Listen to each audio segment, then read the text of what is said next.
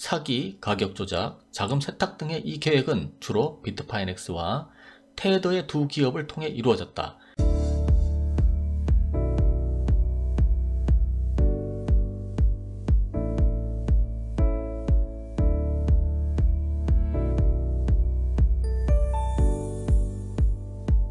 테더의 탄생입니다. 테더는 법정화폐 담보로 쓰고 있는 스테이블 코인입니다. 1달러의 1테더입니다. 자, 그러면 테더는 어떻게 탄생했느냐? 2014년 테더 리미티드사가 발행한 토큰으로 미국 달러와 1:1 비율로 교환해 준다고 주장하고 있습니다. 자, 이것은 왜 만들었느냐? 해외 거래소 대부분은 달러와 같은 법정화폐 입출금을 허용하지 않기 때문에 테더를 구입해서 다른 암호화폐를 거래하는데 사용합니다. 자, 그럼 누가 만들었나? 테더사의 최고 경영자이자 거래소 비트파이넥스의 CEO는 네덜란드 출신의 얀 루도비쿠스 반 데르벨데입니다. 네, 이 사람이죠. 그러면 이 본사가 어디 있느냐? 테더의 공식 홈페이지에는 중국 홍콩에 본사가 있습니다. 테더를 공식 상장시킨 비트파이넥스는 홍콩에 본사를 두고 영국령 버진 아일랜드에 등록된 아이피닉스사가 소유하고 운영하고 있습니다. 테더는 암호화폐의 기축통화라고 할 정도로 현재 장악력이 대단합니다.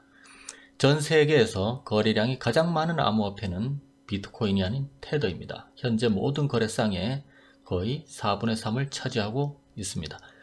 2017년 테더는 거래량이 약 5%만을 차지했으며 비트코인은 50% 정도를 차지하고 법정화폐는 약 40%를 차지했는데 2020년 올해 들어서 거래량의 70%는 USDT 테더입니다. 다른 스테이블 코인은 4%로 아주 낮고요. 비트코인 쌍에서는 약 15%만 표시되고 있습니다. 그 정도로 이 테더의 거래량은 어마무시합니다. 테더의 발행 방식을 알아보겠습니다. 테더는 현재 얼마나 무한 발행을 하고 있는가? 테더의 발행 방식은요, 1달러를 현재 담보로 수용되는 법정화폐에는 달러화, 유로화, 위안화로 이 테더를 만들고 있습니다. 1달러가 테더 관리 주체 테더 리미티드에 전송되면 1테더가 발행이 됩니다. 이것이 유일한 테더 발행의 조건입니다. 또한 반대로 1테더를 시스템으로 전송하면 다시 그 1달러를 받을 수 있습니다. 그러니까 1달러와 1테더는 정확하게 일치가 되게 만들어져 있죠. 발행 체계의 중앙화입니다. 독점화되어 있고 중앙화되어 있습니다. 그래서 연준처럼 무한 발행이 되게 되어 있는데요. 테더는 비트파이넥스와 같은 거래소에서 직접 발행해서 유통합니다.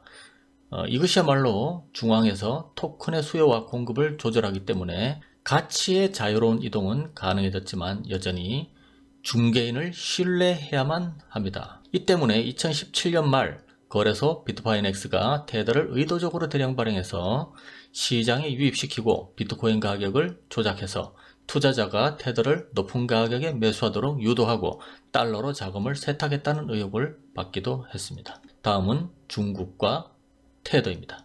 중국 암호화폐 시장을 지배하는 테더입니다. 체인일리시스에 따르면 스테이블 코인이 세계 최대 암호화폐 시장을 주도한다는 보고서가 있습니다. 이 보고서에 온체인에서 거래되는 모든 가치, 블록체인에서 발생하는 거래의 가치의 약 33%가 스테이블 코인에서 나온다는 주장이 있습니다. 중국의 암호화폐 시장에서 USDT, 테더의 거래량은 2017년에 중국의 암호화폐 금지가 도래한 이후로 꾸준한 증가 추세에 있는데요. 일본과 한국에서는 비트코인과 법정화폐 간의 거래가 거의 100%입니다. 그래서 법정화폐를 가지고 비트코인이나 암호화폐를 사는 데 반해서 중국에는 사정이 좀 다르다는 거죠. 중국 본토 사용자에게 서비스를 제공하는 여러 거래소들에서 수집한 거래 데이터를 보면 BTC를 위안화로, 그러니까 법정화폐로 교환하는 구매하는 사람이 거의 없다. 이런 보고서가 있었습니다. 다시 말해서 중국 거래소 사용자의 경우는 테더가 위안화를 화폐통화로 대체했습니다 라고 체인널리시스가 보고서에 썼습니다. 이것은 2017년 중국 내의 거래소를 폐쇄했을 뿐 나머지 모든 거래 활동은 가능했기 때문입니다. 그러나 중국은 위안화로, 그러니까 법정화폐로 암호화폐를 구매하는 것은 금지했습니다. 그래서 테더의 거래량이 증가했다라는 것이죠. 그리고 해외에서 중국으로 송금하거나 중국에서 해외로 불법 송금하는 거대한 액수의 수요 증가로 테더의 중국 영향력은 아주 막강했습니다. 테더의 인기로 인해서 OTC 플랫폼에서 장외 거래 플랫폼에서 프리미엄으로 테더가 거래되고 있다라는 얘기죠. 중국 시장에서 암호화폐와 블록체인을 분석하는 한 인기 트위터 계정에서 OTC 거래소에서 테더에 상당한 프리미엄이 붙어있다는 트윗을 올렸습니다. 그러니까 다른 나라와 좀 다르게 중국에서는 OTC 플랫폼에서 프리미엄이 붙어있다. 이것도 체인일리시스 보고서에 있는 내용인데요. 테더 프리미엄이 올라가는 이유는 무엇인가? 올 3월에 최대 6%의 USDT 프리미엄이 발생했습니다. 이 트위터는 암호화폐 금지 이후 테더에 대한 관심이 증가했음을 지적했습니다. PBOC, 중국인민은행이 ICO, 즉 클라우드 펀딩과 같다고 말씀드렸죠. 주식에서는 IPO와 흡사합니다. 그래서 신규로 코인을 펀딩할 때 쓰는 방법이라고 쉽게 말씀드리겠습니다.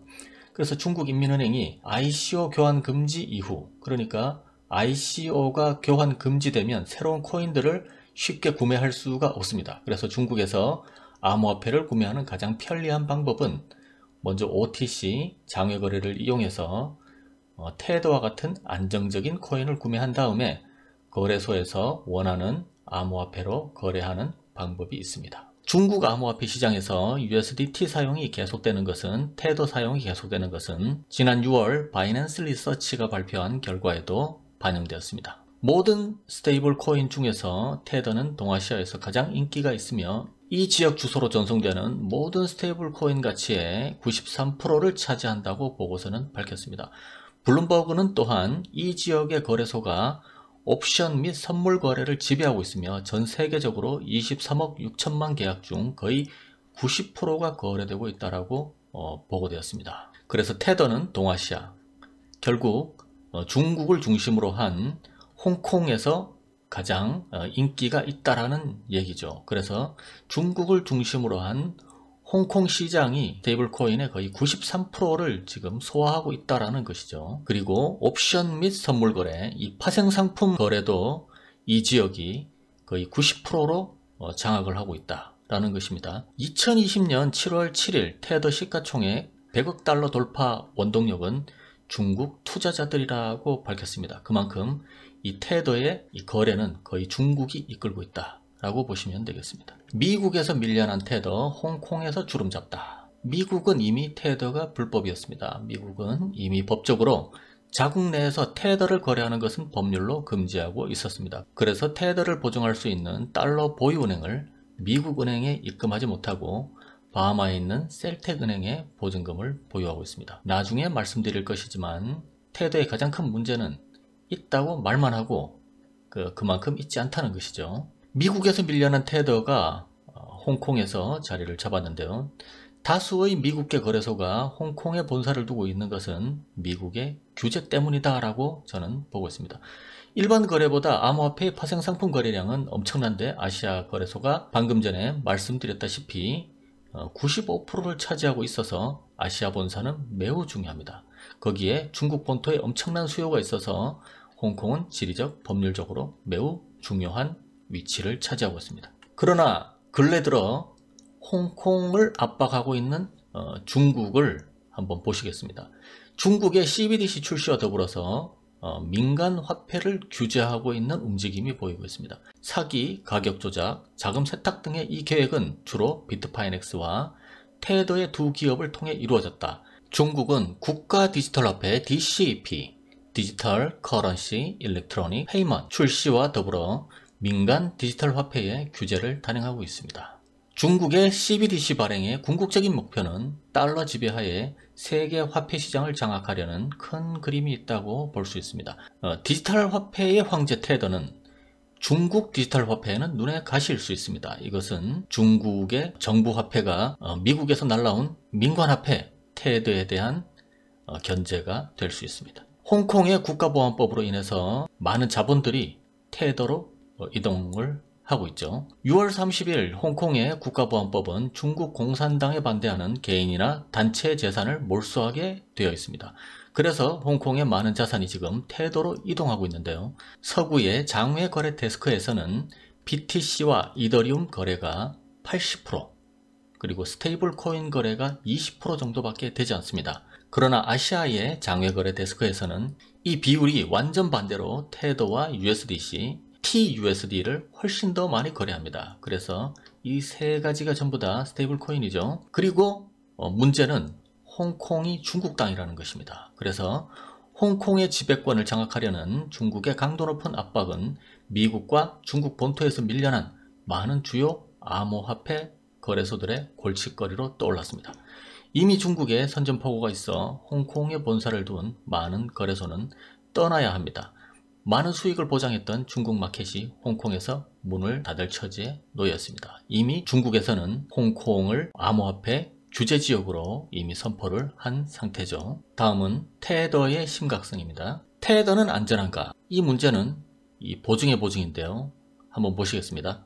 테더의 자본 심각성은 테더를 보증하는 달러도 현재 어떤 가치 보증도 없는 상태에서 달러 인덱스 하락과 구매지수 하락의 길을 겪고 있습니다. 인덱스가 지금 계속 하락하고 있죠. 그래서 이 보증의 보증이라는 이 말씀은 이 보증도 안 되는 달러를 또 그 달러를 또 보증해서 테더를 만들고 있는데 이것이 과연 안전한가 하는 그런 말씀입니다.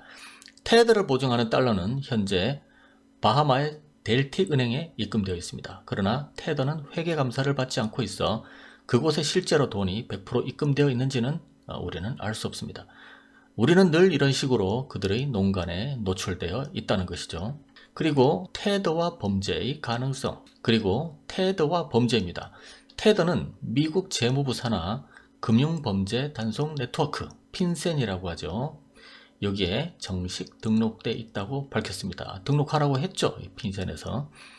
그럼에도 테더에 대한 업계의 의혹은 오히려 증폭되고 있습니다. 이것은 비트코인 시세 조작설부터 시작해서 손실 은폐 등 그간 테더가 미십적인 행보를 너무 거듭해왔기 때문입니다. 2년 전에는 누군가 테더를 이용해서 비트코인 가격을 임의로 조정했다는 의혹도 제기되어 있었죠. 2017년 3월부터 1년간 테더로 비트코인을 매입한 87건의 거래가 비트코인 가격을 50% 가까이 상승시킨 정황이 포착되었습니다. 당시 테더 측은 이에 대해 전면 부인했으나 2년이 지난 지금까지도 의혹이 남아있는 상태입니다.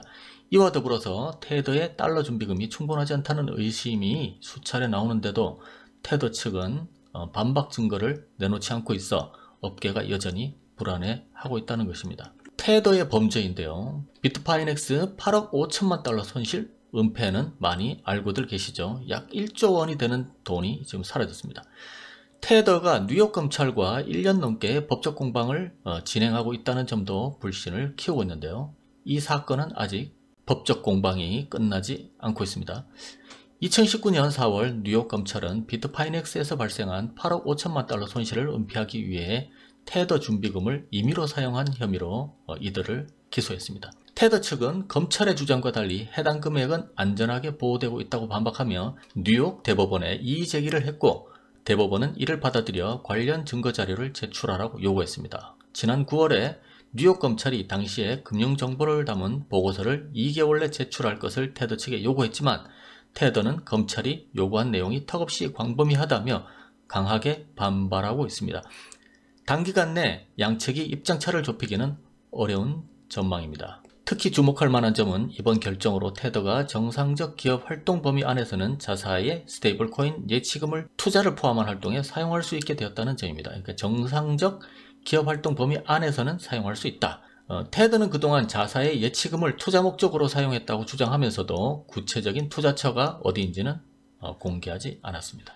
이번 결정은 뉴욕 검찰이 테더의 자산을 동결하고 테더가 비트파이넥스의 스테이블 코인 예치금에서 빌려준 6억 2,500만 달러와 추가 대출금 9억 달러에 관한 서류 제출을 요구하는 가처분 명령을 내린 뒤 몇 주 만에 이루어졌습니다. 비트파이넥스는 결제업체 크립토 캐피탈에 자금을 보냈는데요. 고객들의 자산 8억 5천만 달러를 크립토 캐피탈에 보냈다가 이 범죄와 연루된 여러가지 문제로 인해서 이 자금이 동결되었었죠. 그래서 문제가 이때부터 시작이 되었습니다. 그런데 이 고객의 인출 요청을 처리하기 위해서 계열사인 테더의 예치금을 빌려다가 썼습니다. 그러니까 크립토 캐피탈에 8억 5천만 달러, 약 1조가 들어갔는데 이것이 묶여버렸죠. 이것이 손실 처리가 됩니다. 그래서 이 문제를 테더를 가지고 메꾸려고 했다가 뉴욕 경찰에 덜미가 잡혔다는 거죠. 이 과정에서 비트파이넥스가 경영 손실을 고객에게 제대로 알리지 않고 스테이블 코인의 예치금을 함부로 유용하려고 했다는 주장을 뉴욕 검찰이 했습니다. 그래서 정상적인 기업 활동을 검찰이 범죄로 몰아가고 있다는 비트파이넥스 측 주장이 팽팽히 맞서고 있는데요. 이 시점에서 우리는 크립토 캐피탈 대표를 한번 알아보시겠습니다. 크립토 캐피탈 대표는 마피아입니다. 크립토 캐피탈은 여러 국가의 불법 자금 세탁에 연루되어 있죠. 크립토 캐피탈의 오주 요세프 임원이 3가지 범죄 혐의로 뉴욕주 남부 지원의 미 연방검사에 의해서 기소되었습니다. 2019년 10월 23일자 법원 기록에 따르면 오주 요세프는 은행 사기 공모, 은행 사기 및 무면허 송금 사업으로 공모 혐의가 있어서 미국 당국에 의해서 기소된 상태입니다. 요세프는 바이낸스, 비트파이넥스, 크라켄, 비트맥스 등 수년간 주요 암호화 회사에 은행 서비스를 제공한 파나마 회사를 만들고 운영했습니다. 이 요세프의 이 회사는 파나마에 있습니다. 연방검찰은 은행 사기와 무면허 송금 사업을 운영하는 회사 배후에 주요 인물 2명을 더 기소했는데요. 캐피탈 운영자 레지날드 파울러와 이스라엘의 라비드 요세프입니다. 그래서 이렇게 주요 굵직굵직한 큰 암호화폐 거래소들이 전부 이 마피아하고 거래를 했었다는 거죠. 그 후 크립토 캐피탈의 이반 마누엘 몰리나리 대표는 그리스에서 체포되었고 폴란드로 돌아왔으며 이 리를 국제 마약 카르텔의 일원으로 기소하고 라틴 아메리카와 유럽 사이에서 자금을 세탁하는 것으로 보고 있습니다. 그래서 크립토 캐피탈의 이 3사람, 레지날드 파울러와 라비드 요세프 그리고 마누엘 몰리나리가 운영하는 이 크립토 캐피탈이라는 것은 암호화폐계의 중앙은행이라고도 불리고 있습니다. 2020년 9월 9일 뉴스입니다. 미국 뉴욕 검찰이 비트파이넥스 테더 수사를 재개했다는 것이죠. 최대 스테이블 코인 발행사 테더와 암호화폐 거래소 비트파이넥스와의 재판에서 승소한 미국 뉴욕 검찰총장실이 관련 수사를 재개한다는 소식이 이날 있었습니다. 2020년 7월 27일 미국 법원이 뉴욕 검찰이 테더, 비트파이넥스 등 해외 법인 수사가 가능하다는 판결을 내렸습니다. 그래서 다시 이것이 바로 승소했다는 것이죠.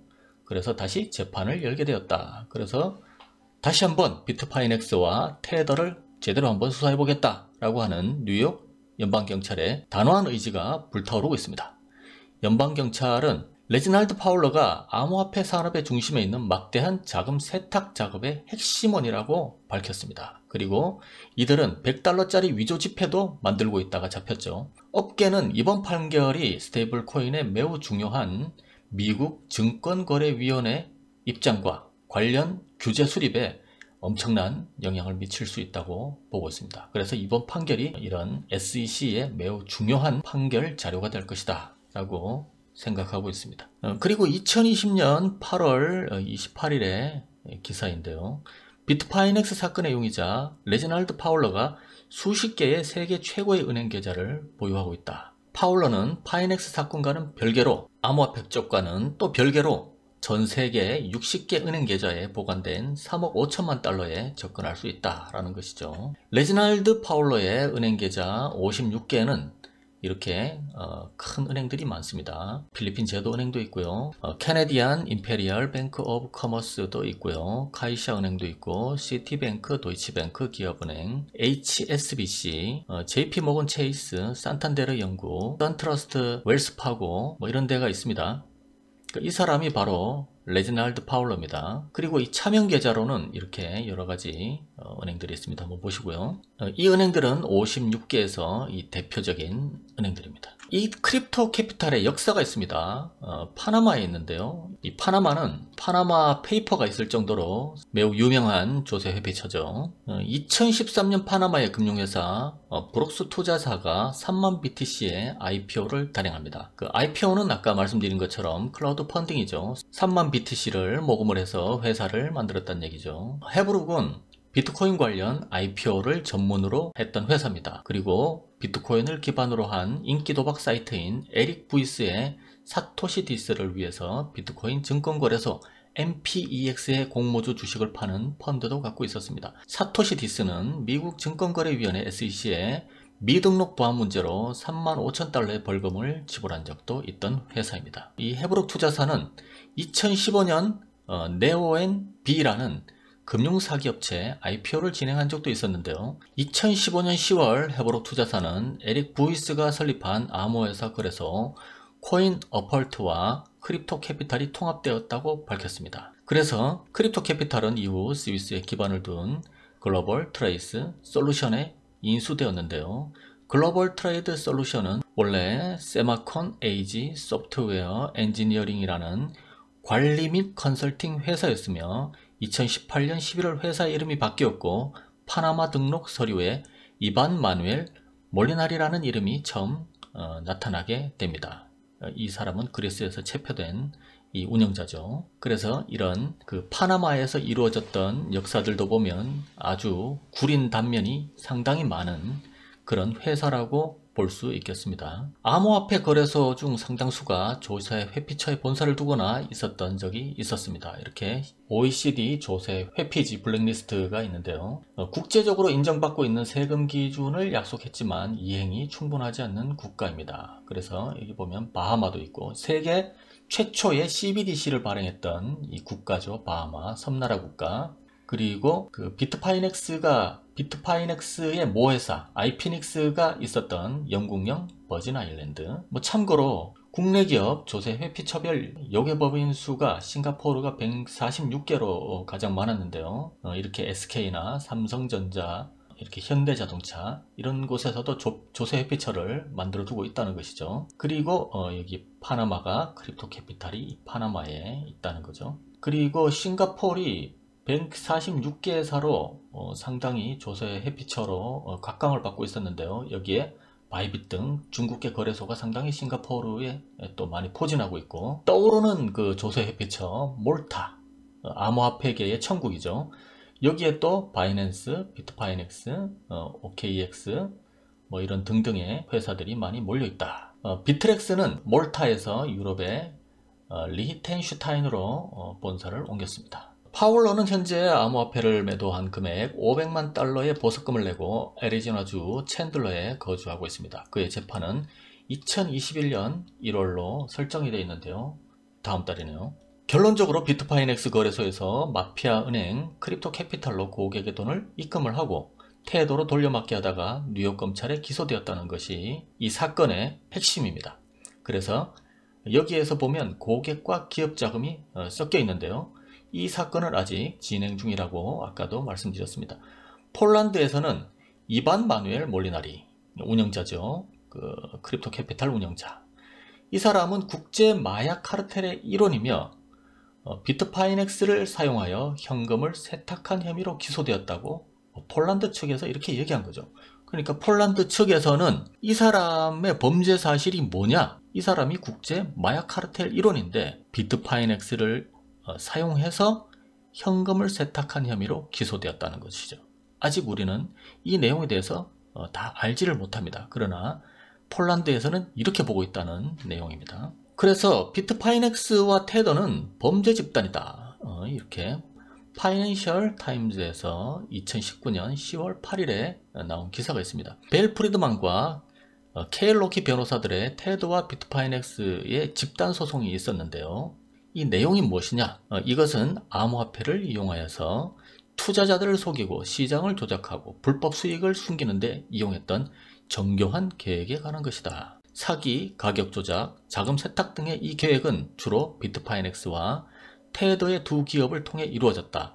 이 계획은 기업 자금과 고객 자금을 혼합하면서 막 섞어버리니까 알 수가 없죠. 광범위한 자금을 은폐하는 방식으로 전례 없는 효과로 암호화폐 시장을 조작할 수 있었다라고 주장하는 것이죠. 테더는 암호화폐 가격을 조작하기 위해 엄청난 양의 지원되지 않는 테더를 발행했습니다. 시장은 1USDT, 1테더가 1달러와 같다는 거짓말을 믿었기 때문에 비트파이넥스와 테더는 그들이 만든 극도의 하락과 상승으로부터 이익을 얻을 수 있는 전례 없는 규모로 시장을 조작할 수 있었는데요.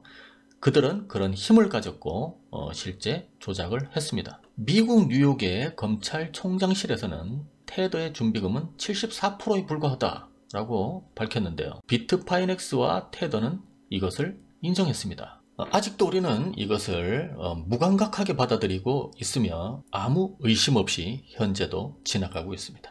파나마에 대해서 또 격가지 하나를 말씀드리겠습니다. 이 파나마 페이퍼스라는 게 있는데요. 이 파나마 페이퍼스가 상당히 큰 문제를 야기시켰죠. 국제탐사보도 언론인 협회 ICIJ가 폭로를 여러 차례 했습니다.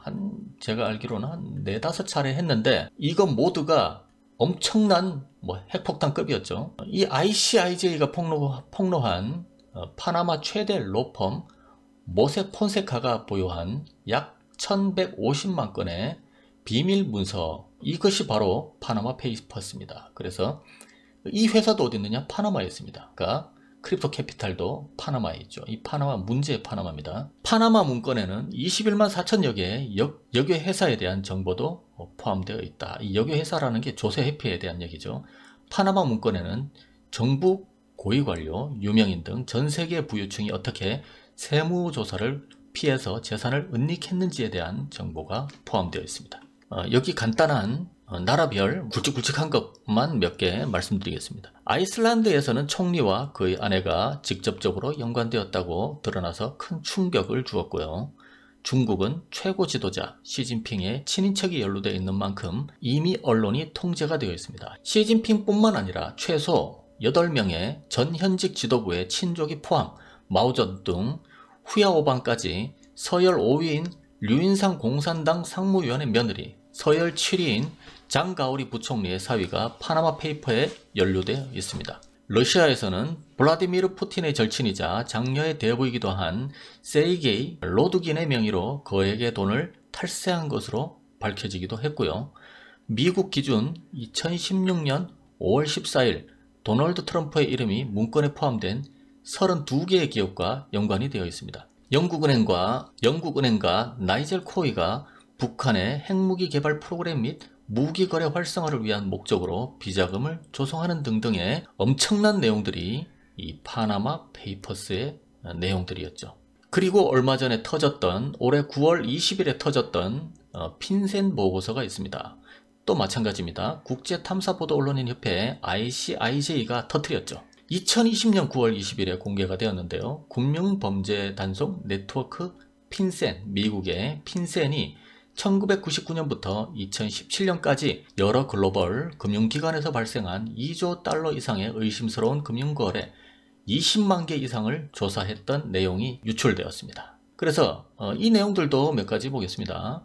러시아 독재 정치인들이 서구에 그들의 돈을 빼돌릴 때 제재를 피하기 위해서 어떻게 은행을 이용했는지, 블라디미르 푸틴 러시아 대통령의 최측근 중 한 명이 런던의 바클레이스 은행을 이용해서 서구에서 금융 서비스를 이용했다. 홍콩 샹하이 뱅크가 사기꾼들이 미국 수사관들로부터 그들이 그 계획이 사기라는 것을 알게 된 이후에도 수백만 달러의 훔친 돈을 전 세계에 이체할 수 있도록 허용했다는 것이죠. 그리고 JP 모건은 FBI의 10대 지명 수배자 명단에 있는 깽단의 소유 10억 달러 계좌를 이체하기도 했고요.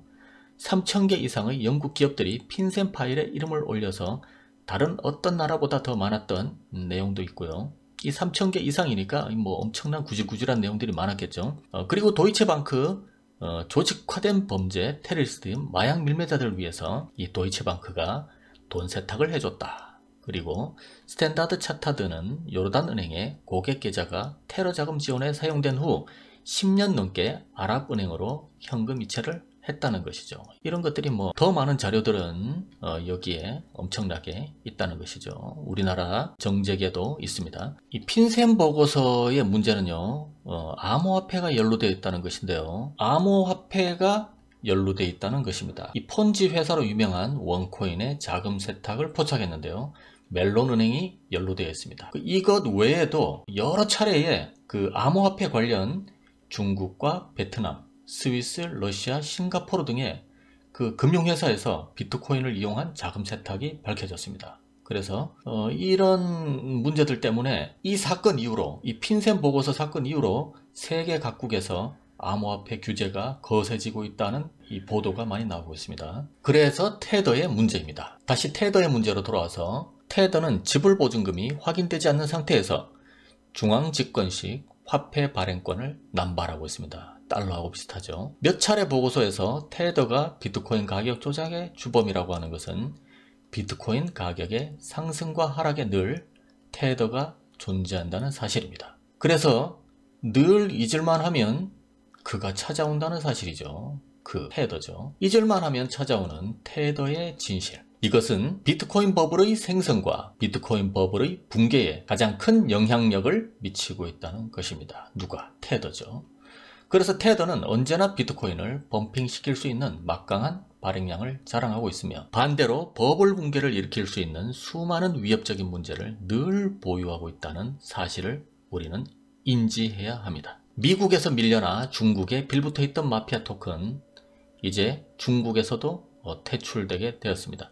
CBDC를 만드는 세계 각국은 민간 디지털 화폐를 규제하는 움직임을 보이고 있습니다. 자, 다음에는 중국의 CBDC 시대 기축통화가 될 수 있는가를 방송하도록 하겠습니다.